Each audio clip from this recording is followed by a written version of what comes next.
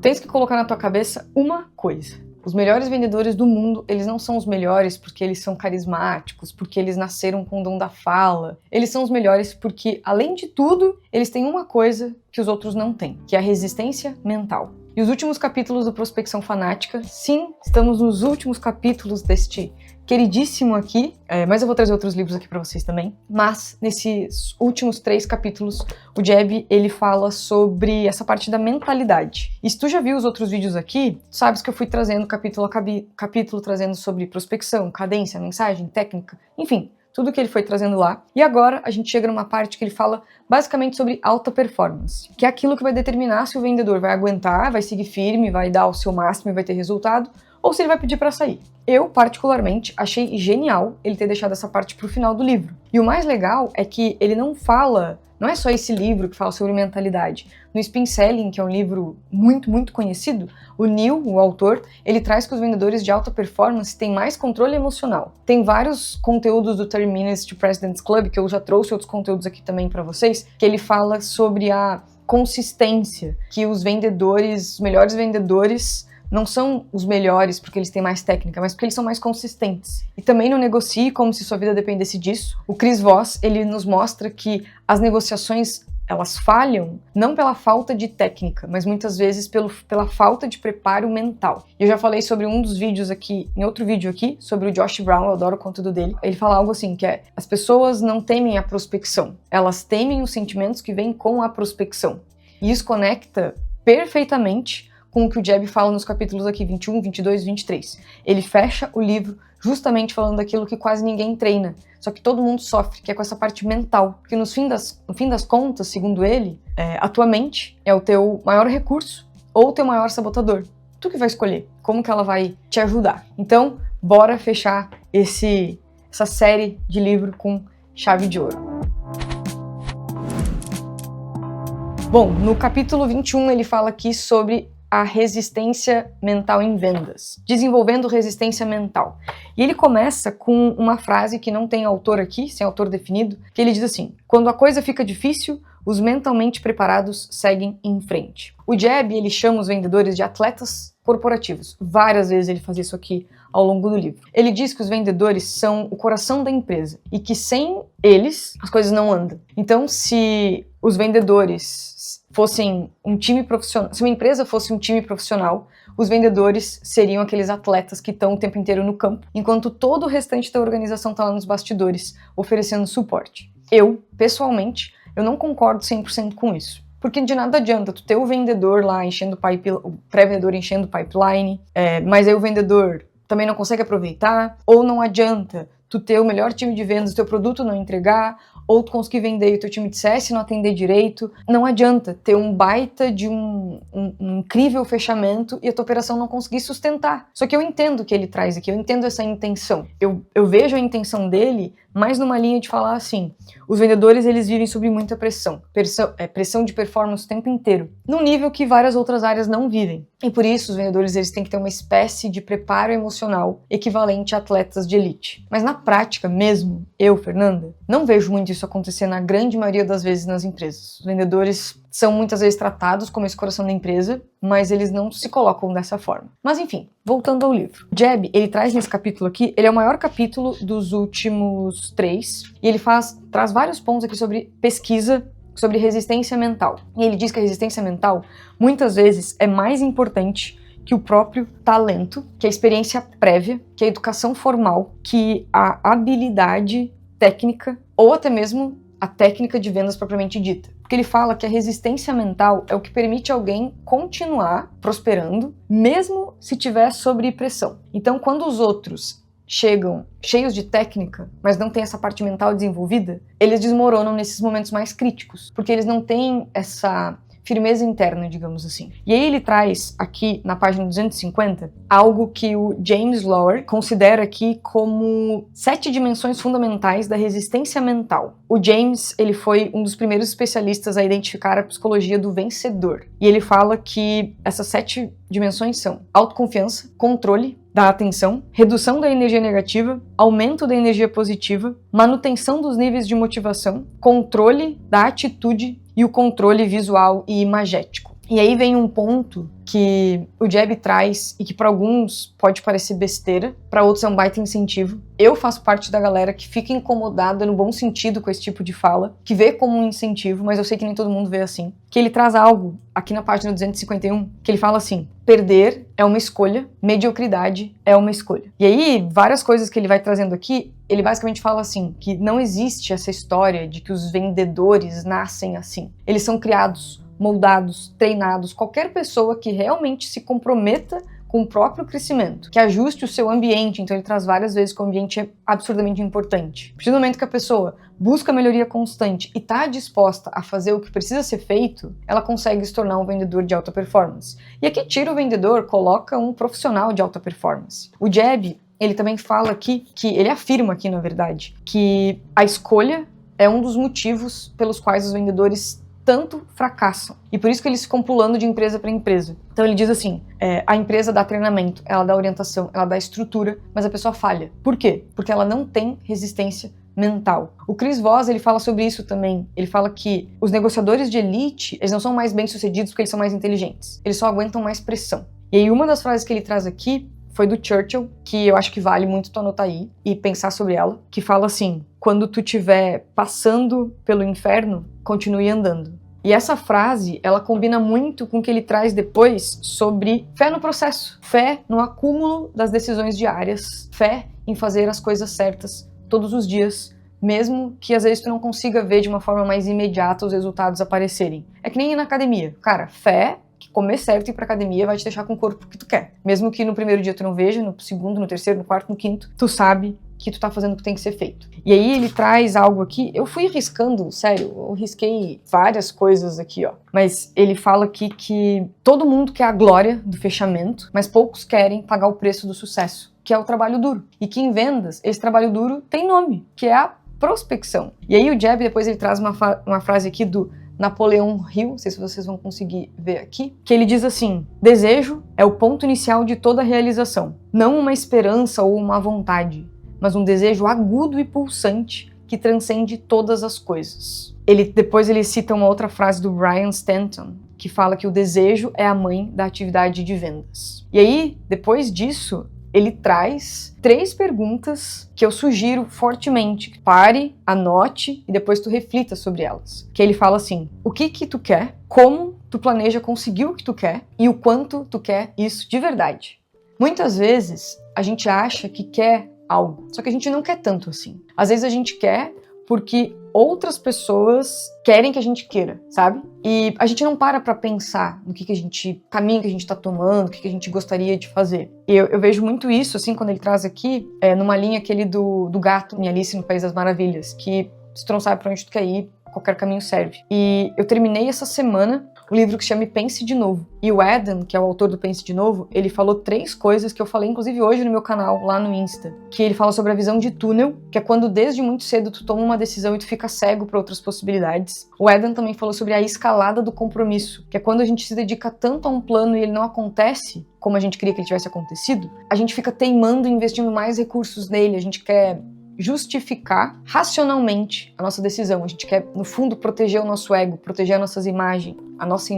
A gente quer validar uma decisão que a gente teve no passado. E o Adam trouxe também, eu tô trazendo aqui pra você, já vai fazer sentido, sobre o pré-fechamento identitário. Que ele fala que quando a gente nos acomoda com uma identidade sem fazer uma diligência, se a gente realmente se vê daquela forma. Então, o Jeb, ele traz aqui que a gente tem que escrever o que a gente quer. Escrever mesmo, assim, com papel e caneta, sabe? Com tinta no papel ali. E deixar visível. E revisitar isso constantemente. O Adam traz lá no Pense de Novo também sobre os check-ups. Que a gente tem que fazer pelo menos uns 2 check-ups ao ano. Não só sobre saúde, mas também sobre a nossa carreira. Para entender se a gente tá no caminho que a gente gostaria de realmente estar. Ou se a gente simplesmente tá lá há tanto tempo que nem pensou. E a gente acha que desistir agora é burrice, sendo que a gente tem mais, 20, 30 anos produtivos pela frente, que a gente poderia estar fazendo uma coisa que nos faz muito mais felizes e realizados. Então o Jeb, ele nos provoca aqui no livro, e ele fala assim: quando foi a última vez que tu parou pra pensar de verdade no teu futuro? No que tá travando a tua vida? Onde é que tu tá te esforçando tanto que tu ainda não conseguiu chegar? Qual que é esse ponto aqui que tá te atrapalhando? E ele fala algo que traz um baita de um exemplo sobre isso, mas basicamente ele fala, quando é que foi a última vez que tu afiou a tua serra? Então, qual foi a última vez que tu afiou o machado? O que é afiar o machado? É desacelerar um pouco, pra depois tu acelerar. O que significa isso? Elas estão sempre investindo em si mesmas. Elas estão adquirindo conhecimento, buscando novos insights, aprimorando habilidades que elas têm. Ele traz uma frase aqui de Cícero, deixa eu ver se eu acho aqui, ó, que ele fala assim, ele diz, Cícero afirmava, o cultivo da mente é tão necessário para o corpo quanto a comida. Então ele diz que os melhores, essa parte aqui tá toda arriscada, ó, que vocês vão conseguir ver, aqui, tá tudo riscado. Ele fala que os melhores vendedores são sempre aprendizes. Eles investem dinheiro, tempo, recursos em livros, em cursos, em seminários, em eventos para se manter afiado. E ele é super categórico ao dizer, ele tem, aqui eu até botei uma estrela. Ele falou assim, ó, tenho paciência limitada com vendedores que não leem. Não há absolutamente desculpa alguma. Quando você decide não ler, está fazendo a escolha consciente de limitar seu crescimento e renda. E tenho solidariedade zero por você. E aqui, eu vou jogar na tela, fica com essa coisa que ele trouxe. Mas eu vou jogar aqui na tela pra ti uma parte que ele fala aqui no livro, logo na página seguinte, sobre dedicar pouco tempo de leitura durante os dias e como isso fica bastante na somatória dos dias. Então ele fala que o ano tem 52 semanas, tu consegue ler ali um pouquinho todos os dias, 15 minutos, e aí ele vai trazer essa média depois de quantos livros tu consegue ler. Então é muito legal, porque várias vezes a gente acha que precisa de muito, mas não, a gente precisa de pouquinho, e fazer esse pouquinho várias vezes. Então esse capítulo também falou sobre resiliência física, exercício, sono, alimentação.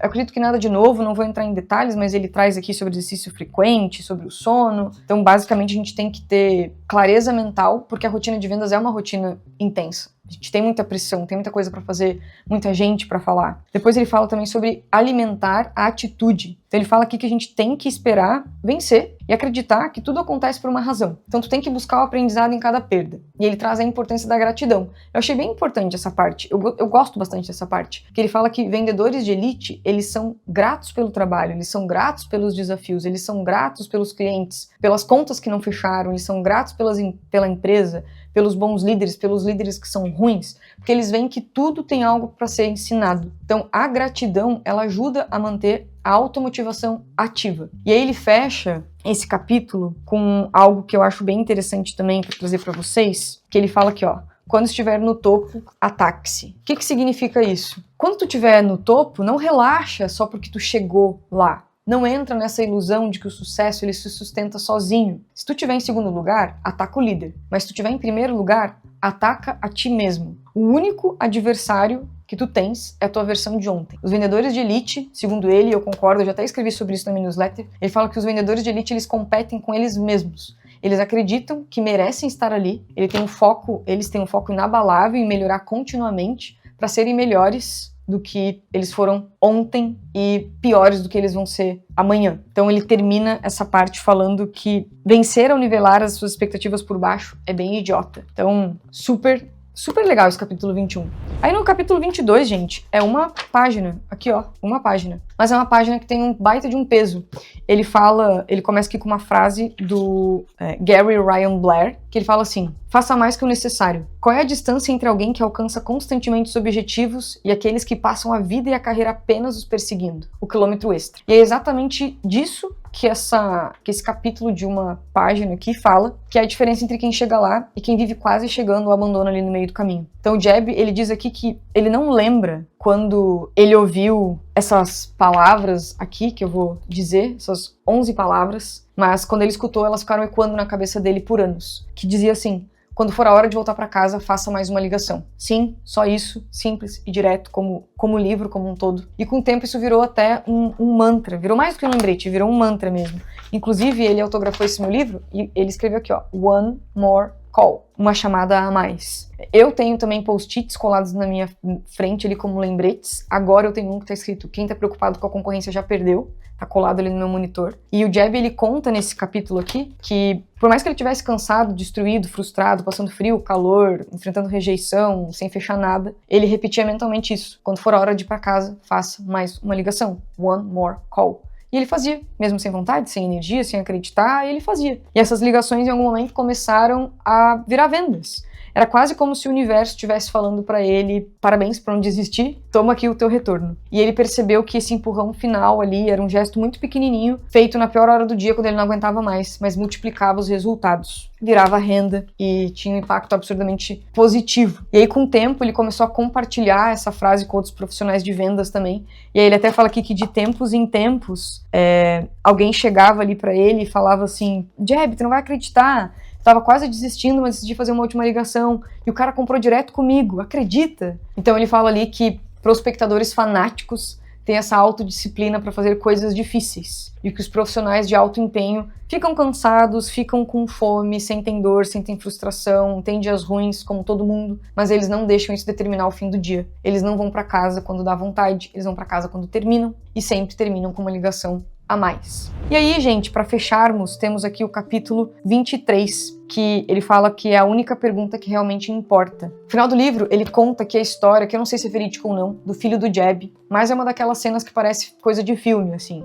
Mesmo que tu não entenda nada de futebol americano, quando tu lê isso aqui, mexe contigo. E a história é mais ou menos assim.